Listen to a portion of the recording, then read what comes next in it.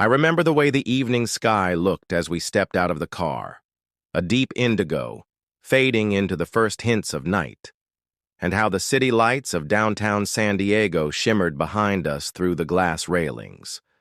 Aubrey's tiny hand curled around mine, her pink flats clicking softly against the rooftop's polished concrete. She had practiced that curtsy all afternoon, her cheeks rosy with excitement. So when the host welcomed us, she gave her best royal bow, and I felt a surge of pride. Naomi wore a flowing emerald dress that caught light in every fold. Bianca, on the other hand, was incandescent in white lace, the engagement ring on her finger glittering like a promise. I felt at ease, even delighted. This was meant to be a celebration of family, laughter, and new beginnings. Instead, it became the night I lost my illusion of who they really were. The punch bowl sat at a low table near a cluster of velvet chairs. Its crimson liquid shimmered with floating lemon slices. Aubrey toddled over, her hand still in mine, and pointed at the bowl with glee. Naomi leaned in, brushing a strand of hair behind my ear, and whispered, "Let her have one. Just a sip." She looked so grown up. I smiled and nodded, watching Aubrey lift the plastic cup with both hands, tipping it carefully until a drop of punch brushed her lips. Her eyes widened and she giggled. That was the moment, an accidental slip of the cup, the last fraction of control thrown aside. Punch spilled across the table, splattering against a decorative pillow and striking Bianca's lace sleeve like a paint bomb. Time slowed. Liquid arced through the air, droplets catching the rooftop lights.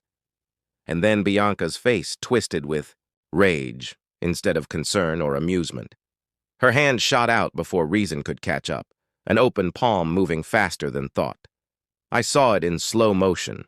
Her fingers stretched wide, the rebound of her wrist sending her lace sleeve fluttering, and Aubrey's eyes going wide with shock, then impact. A crack of sound that wasn't just flesh against flesh, but hope against betrayal. My daughter reeled backward, little body tipping onto the cool concrete, tears welling up instantly.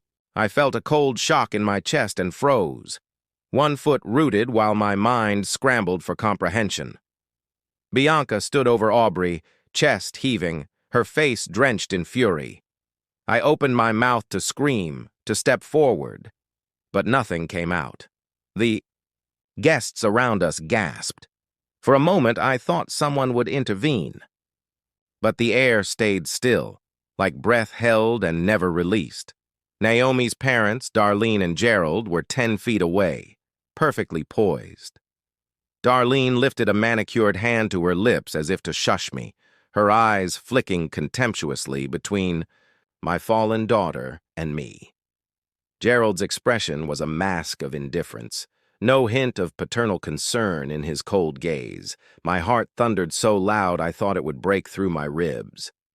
I watched Bianca's chest rise and fall rapidly, as though she too might realize the enormity of what she had done.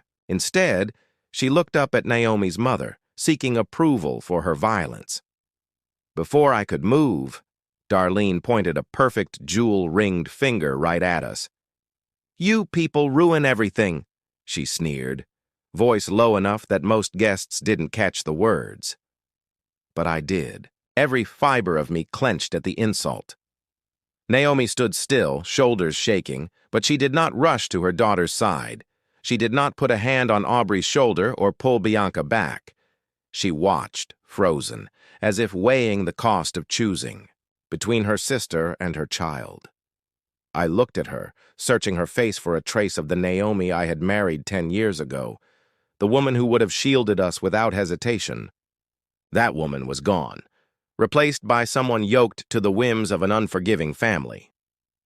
Security staff materialized at Darlene's subtle wave. 2 burly men in dark suits advanced toward us, not with concern for Aubrey, but with the air of escorting dangerous intruders from a gala. I scooped Aubrey into my arms. She sobbed against my chest, tears dampening my shirt.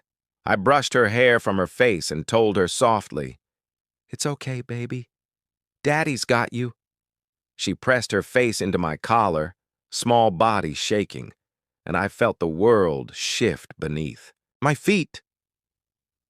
The music resumed, dirtier for the note of violence ringing through the rooftop.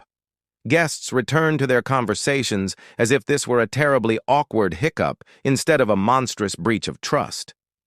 We moved away from the table, my arm tied around Aubrey's waist, Naomi trailing behind silently. I expected an apology from my wife, a breath of regret. Instead, I heard only the muffled chatter of friends speculating about what they'd seen. I carried Aubrey to a corner lined with potted palms, pressing damp napkins gently against her cheek. She sniffled once, looked up at me with big, brimming eyes and whispered, "Why did she hit me?" My throat tightened. She lost her temper," I said haltingly. "But that's okay. You didn't mean to spill and you're not in trouble." She nodded, trusting me to tell her the truth. I kissed the top of her head and promised, "We're going to make this right." Behind me, Naomi's mother approached, heels clicking on the concrete. Darlene's expression was pure disdain. "You'll leave now," she said softly, though I heard the steel in her tone. Gerald stood behind her, arms folded, silent sentinel to our disgrace. I glanced back at Naomi, saw her lips pressed together, eyes darting between her mother and me. She said nothing. I took Aubrey's hand and stood. "Yes," I replied, voice steady. "We'll go." As we walked toward the elevator, I looked once more at Bianca, pale and trembling, and at Naomi's parents rigid with scorn. In that instant, I understood the depth of their cruelty and how easily family ties could be twisted to punish innocence. I pressed a kiss to Aubrey's temple, murmured, "I love you," and carried her out of the rooftop that had glittered with promise just moments before. The doors closed, and the night swallowed us whole, leaving behind an echo of slaps and silence I would never forget. Before I could even kneel and help Aubrey to her feet, I heard the hiss, "You people ruin everything."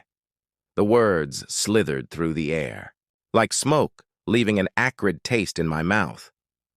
I turned my head and locked eyes with Darlene, Naomi's mother. Her finger pointed directly at us. Her eyes flashed with something that wasn't just anger, it was disdain. Her perfect red lips curled into a sneer. In that moment, she wasn't a concerned grandmother or a matriarch in crisis. She was a woman protecting her brand, her version of family,